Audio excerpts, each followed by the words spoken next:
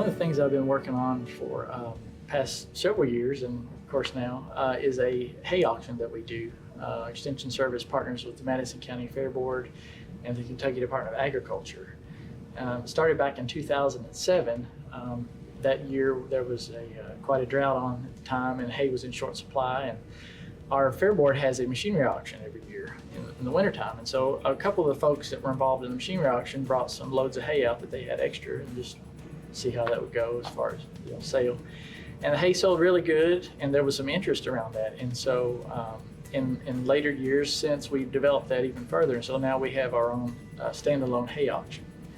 And so it's really a good service, a good partnership, working all three groups together, providing a service to have hay produced in the county and in the region connect with folks that need hay in the region. So it provides a good service that way and helps our farmers sell the product. And then we also, as I said, try to do some producer education as well. And so right before we start the auction, I'll typically talk about the process of testing hay and how they can go about doing that on their own. Just a lot of good one-on-one interaction. And that is probably the most rewarding part. Another thing that I like is to be able to constantly learn. And there's always some things to learn and keep updated on. Agriculture continues to evolve. And so I enjoy always being able to learn about new things. My name is Brandon Sears, and it starts with us.